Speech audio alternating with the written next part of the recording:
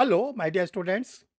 Dear student, कभी भी अगर आपको पुलिस गलत तरीके से पकड़ता है तो आपको डरने की ज़रूरत नहीं है, बल्कि आपको घबराने की भी ज़रूरत नहीं है, बल्कि आपको लॉ का प्रोविज़न जानने की ज़रूरत है और उस जो विधि के उपबंध हैं, उसके तहत आप अपनी सुरक्षा करिए। यही अगर आपके किसी परिचित के साथ भी होता है, तो यही मापदंड आप उसके साथ भी अपना सकते हैं। अक्सर हम लोग देखते हैं कि पुलिस किसी भी निर्दोष व्यक्ति को पकड़ लेती है, गलत तरीके से पकड़ लेती है, उसको डराती है, धमकाती है, उसको मजबूर करती है कि वो किसी भी अपराध को स्वीकार कर ले, साथ-साथ उससे कहती है कि लिख कर दो, सिग्नेचर करके दो। ये तरह-तरह का जो उत्पीड़न होता है, वो हम लोग को डेली देखने को मिलता है। आज आप लोग को इस वीडियो के द्वारा हम बताना चाहते हैं कि पुलिस के गलत तरीके से पकड़ने से, किसी निर्दोष व्यक्ति को पकड़ने से आपको डरने की ज़रूरत नहीं है, बल्कि आपको सामना करने की ज़रूरत है, अपने को सुरक्षित बचाने की ज़रूरत है और इसके लिए आपको लॉ के कुछ प्रोविज़न जानने पड़ेंगे। ये जो वीडियो है, ये लॉ के स्टूडेंटों के लिए तो बहुत इम्पोर्टेंट है। इसके साथ-साथ एक आम नागरिक को, एक सामान्य व्यक्ति को भी इसकी जानकारी होनी चाहिए कि वो पुलिस के भय से डरे नहीं, बल्कि अपने को सुरक्षित बनाए। देखिए, जो पुलिस एक्ट हम लोग का बना था, ब्रिटिश पीरियड में बना था और 1861 में बना था। इसको इसलिए बनाया गया था, ब्रिटिशर्स चाहते थे कि जो हम भारतीय थे, उनको डरा के, धमका के, हर समय उनको उत्पीड़न किया जाए। और हम लोग को स्वतंत्रता मिल गई, लेकिन अभी पुलिस एक्ट हम लोग का वही चल रहा है जो 1861 में ब्रिटिश पीरियड में बना था। इसके साथ-साथ जो हमारे कानून बने थे, Indian penal code, IPC, CrPC, evidence, ये भी ब्रिटिश पीरियड में थे। इसको भी बनाया गया था कि किसी भी तरह से भारतीयों को डरा-धमका के, उनको जेल में बंद करके, उनको दंडित करके, ये वो सोचने ना पाएँ कि हम गुलाम देश के नागरिक हैं, ये सब व्यवस्था उसमें बनाई गई थी। लेकिन आप जानते हैं कि स्वतंत्रता मिलने के बाद हमारी सक्षम सरकार ने बहुत से ऐसे कानून बनाए जिसमें हम लोगों को संरक्षण दिया गया कि पुलिस के पकड़े जाने पर आपको डरने की ज़रूरत नहीं है। सबसे पहला जो उपबंध बनाया गया, प्रोविज़न बनाया गया, वो कॉन्स्टिट्यूशन में बनाया गया। इसके साथ-साथ जो हम लोग का नया कानून बन के आया है 2023 में, उसमें भी बनाया गया है। तो आज हम लोग भारत के संविधान का जो अनुच्छेद नंबर 20 का खंड 3 है, उसकी स्टडी करेंगे। इसके साथ जो हम लोग का नया कानून बना है, भारतीय नागरिक सुरक्षा संहिता 2023, इसके सेक्शन 180, 183 और 316, 180, 183, 316, इसको ही हम लोग पढ़ेंगे, समझेंगे और बहुत ही ईज़ी वे में आपको बोलचाल की भाषा में आपको समझाया जाएगा, ताकि हर नागरिक बड़े ही आसानी से अपनी सुरक्षा कर सके और पुलिस के उत्पीड़न से अपने को बचा सके। चलिए, वीडियो में आप लोग लास्ट तक बने रहिए और आप लोग को एक-एक जानकारी बहुत ही सरल शब्दों में आपके द्वारा दी जाएगी और आप लोग इसको जान लीजिएगा। तो पुलिस का भय, पुलिस का डर, पुलिस का जो खौफ है, पुलिस का उत्पीड़न है, उससे आप अपने को मुक्त करा पाएँ। तो चलिए डियर स्टूडेंट, हम लोग एक-एक करके इस प्रोविज़न जानते हैं। जिन लोगों ने अभी तक परीक्षा रिफ्रेशर यूट्यूब चैनल को नहीं सब्सक्राइब किया, जल्दी से जल्दी सब्सक्राइब कर लें कि देखिए, ये चैनल एक ऐसा चैनल है जिससे आपको घर बैठे ढेर सारे लीगल इवेंट्स मिलते रहते हैं। सबसे पहले हम लोग अंडर आर्टिकल 20 क्लास 3 भारत के संविधान का जो अनुच्छेद नंबर 20 है, उसका खंड 3 को पढ़ेंगे। अनुच्छेद 20 का खंड 3 कहता है, no person accused of any offence shall be compelled to be a witness against him. किसी भी अपराध के लिए बनाए गए अभियुक्त व्यक्ति को स्वयं के विरुद्ध साक्षी होने के लिए बाध्य नहीं किया जाए। देखिए, ये हमारा फंडामेंटल राइट है, ये हम लोग का मौलिक अधिकार है। आर्टिकल 20 फंडामेंटल राइट है, मौलिक अधिकार है। ये कहता है भारत के किसी भी नागरिक को पुलिस ऑफिसर क्या नाम है, जिसको कहते हैं, बाध्य न करे कि वो अपने विरुद्ध साक्ष्य दे। यानी कि वो अपने उसमें आपने जो गलत आरोप लगा दिया, किसी भी आरोपी को पुलिस ऑफिसर मजबूर ना करे कि आप अपने अपराध को स्वीकार करो। न डंडे के बल पे, न भय के बल पे, न उत्पीड़न के बल पर, बल प्रयोग के बल पर, किसी के आधार पर न करे। जो कि अक्सर देखता है, पुलिस वाले जिसको चाहते हैं जब चाहे तब उठा ले जाते हैं, थाने पर उसको बंद कर देते हैं, उसकी पिटाई करते हैं, उससे कहते हैं अपराध को स्वीकार करो। अब उसको ये लगता है कि मुझे ये डंडा मारेगा, मेरे साथ ये हिंसात्मक रूप में प्रयोग आएगा, तो मजबूर होके डरवश कह देता, हाँ, हाँ, मैंने अपराध किया। पुलिस वाला और अपनी सुरक्षा में कहता, चल लिख के दो कि तूने अपराध किया। वो बेचारा मजबूर होके लिख कर भी दे देता है। एक नासमझ व्यक्ति, एक निर्दोष व्यक्ति पुलिस के उत्पीड़न से, पुलिस के डर से मुँह से भी बोल देता है, लिख कर भी दे देता है। लेकिन आपको डरने की ज़रूरत नहीं है। अगर आपने लिख कर भी दे दिया है तो भी आपका कुछ आपका कुछ बाका होने वाला नहीं है। देखिए इसीलिए जो हमारे अधिवक्ता बंधु होते हैं उससे पुलिस वाले लोग बहुत ज़्यादा घबराते हैं।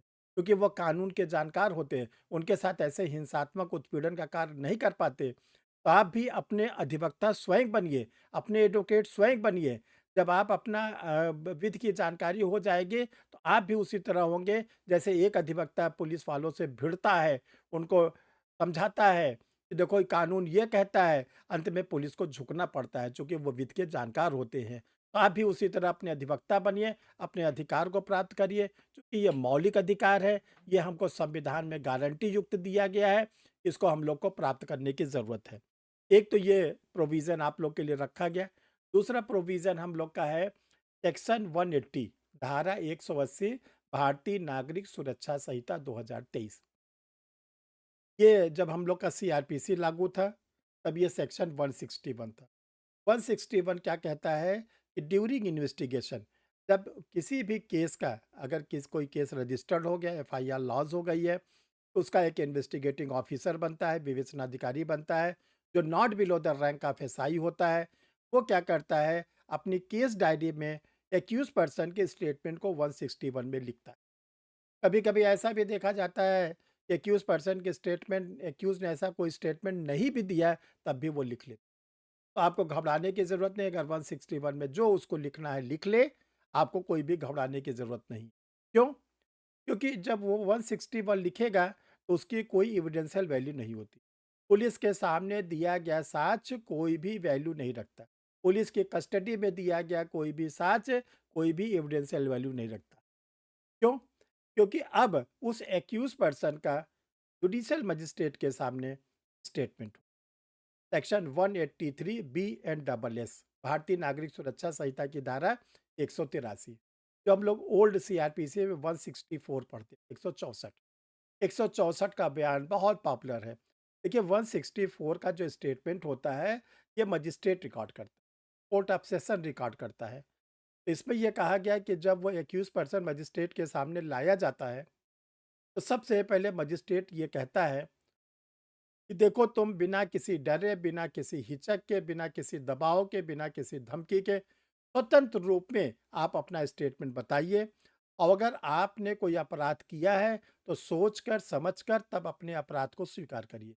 और अगर आपने कोई अपराध नहीं किया, पुलिस ने गलत रूप में आपको फंसा दिया है, पुलिस ने आपका ज़बरदस्ती सिग्नेचर करा लिया है, पुलिस ने आपके बयान को ज़बरदस्ती लिख लिया है, तो आप यहाँ पे स्वतंत्र रूप बताएं, मुझे बताएं।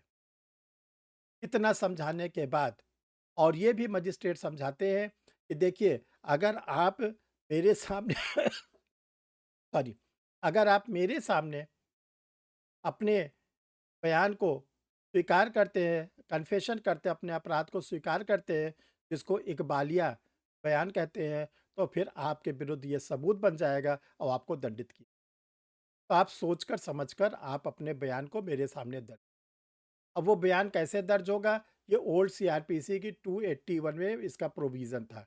प्रेज़ेंट टाइम में ये बीएनएसएस की सेक्शन नंबर 316 में बीएनएस में है, record of examination of accused. Accuse के एग्ज़ामिनेशन को कैसे रिकॉर्ड करें? तो सेशन जज और मजिस्ट्रेट को कहा गया है कि एक्यूज़ पर्सन से बोले कि आप सोचकर, समझकर, बिना किसी दबाव के, बिना किसी क्या बताएँ। अगर एक्यूज पर्सन जो भी स्टेटमेंट देता है, अगर कन्फेशन भी करता है, मजिस्ट्रेट उसको लिखने के बाद स्वयं लिखेगा, जब तक कि मजिस्ट्रेट कोई फिजिकली कोई प्रॉब्लम ना हो, स्वयं लिखेगा, उसको पढ़कर सुनाए। पढ़कर सुनाने के बाद कहेगा ठीक है, अगर वो कहता हाँ, तब कहेगा अपने सिग्नेचर कर दो। तब वो अपना सिग्नेचर करेगा एक्यूज पर्सन, फिर मजिस्ट्रेट उसके सिग्नेचर को आइडेंटिफाई करेगा, फिर ये स्टेटमेंट उसके विरुद्ध एक सबूत बन जाए। उसके आधार पर मजिस्ट्रेट उसको दंडित करे। लेकिन अगर अपने बयान में वो कहता है कि मैंने कोई अपराध नहीं किया, मुझे गलत रूप में फँसाया गया, तो ये ध्यान रखिएगा, तब उसे कोई दंडन नहीं दिया जाएगा बल्कि उसका ट्रायल चलेगा। अब आता है नया बीएनएसएस में ये प्रोविज़न जोड़ दिया गया है कि अगर एक्यूज़ कस्टडी में है, जेल में निरुद्ध है, अगर उसका वीडियो कॉन्फ्रेंसिंग के द्वारा स्टेटमेंट रिकॉर्ड किया जा रहा है, रिकॉर्ड होने के 72 घंटे के अंदर उस स्टेटमेंट को उसको पढ़ के सुना दिया जाएगा, उसका सिग्नेचर करा लिया जाएगा। तो ये ध्यान रखिएगा आप लोग कि अगर पुलिस आपको गलत रूप में पकड़ती है तो आपको घबराने की ज़रूरत नहीं है। जो उसको करना है, जो बयान 161 जो सीआरपीसी में लिखी थी या 183 बीएनएसएस में लिखी थी, लिखने दीजिए। जब आपका स्टेटमेंट मजिस्ट्रेट के सामने जब आपका स्टेटमेंट मजिस्ट्रेट के सामने होगा 183 में, जो हम लोग ओल्ड सीआरपीसी 164 में पढ़ते थे, तब आप अपनी पूरी बात को खुलकर मजिस्ट्रेट के सामने बता देंगे, भयमुक्त होके बता देंगे। क्यों? आपको कोई विवश नहीं कर सकता, आपको अपने विरुद्ध साक्ष्य देने के लिए, ये आपका फंडामेंटल राइट है और फंडामेंटल राइट जो होता है वो गारंटी युक्त होता है। उसकी गारंटी आर्टिकल नंबर 12 में स्टेट ने ले रखी है। तो डियर स्टूडेंट, ये आप लोग के लिए बहुत ही इंपॉर्टेंट वीडियो है। ये वीडियो आप लोग लाइक करें, शेयर करें, कमेंट लिखें और अपने जितने परिचित हैं उनको ज़रूर भेज दें, वो भी जान लें कि देखो पुलिस से डरने की ज़रूरत नहीं है। ये स्टूडेंट, जो आप लोग का क्रिमिनल लॉ है, जो नया क्रिमिनल्स लॉ आया है, उसका एमसीक्यू पर आप लोगों के लिए बुक रेडी है। इसके बाद जो नया क्रिमिनल लॉ है उस पे अलग-अलग बीएनएसएस, बीएनएस और बीएसए पर आप लोग के लिए बुक है। International law, TPA, jurisprudence, civil procedure CPC पर इंटरव्यू कैसे फेस करें। इसके साथ-साथ Indian content act, Hindu law, Muslim law पर आप लोग के लिए रेडी हैं। Limitation act, constitution of India, negotiable instrument पर रेडी हैं। CPC, law of torts, specific relief act पर रेडी हैं। जनरल स्टडीज़ आप लोग के 6 वॉल्यूम में इंग्लिश पर है। हिंदी में 6 वॉल्यूम पर आप लोग के लिए जनरल स्टडीज़ है। और डियर स्टूडेंट, आप लोग को बताना चाहते हैं कि परीक्षा रिफ्रेशर ऑनलाइन लॉ क्लासेस जो पिछले 34 वर्षों से रन कर रहा है, उस पे आप लोगों के लिए नया बैच स्टार्ट होने वाला है। और ये बैच आप लोग का फरवरी में 20 तारीख के आसपास से स्टार्ट हो जाएगा। जो बिहार के एपीओ को फोकस किया जाएगा। ये आपका यूपी का एपीओ फोकस होगा, उत्तराखंड का और इसके साथ-साथ झारखंड का और सभी स्टेट के जुडिशरी को लेकर फोकस किया जाएगा। तो आप अपना अगर एडमिशन लेना चाहते हैं, ऑनलाइन क्लास जॉइन करना चाहते हैं, ऑनलाइन क्लास जो लाइव क्लास है, रिकॉर्डेड वीडियो है, टेस्ट सीरीज है, स्टडी मटेरियल है, तो आप इन दोनों व्हाट्सएप नंबर में से किसी पर भी अपना आधार कार्ड भेजकर एडमिशन को शेक कर।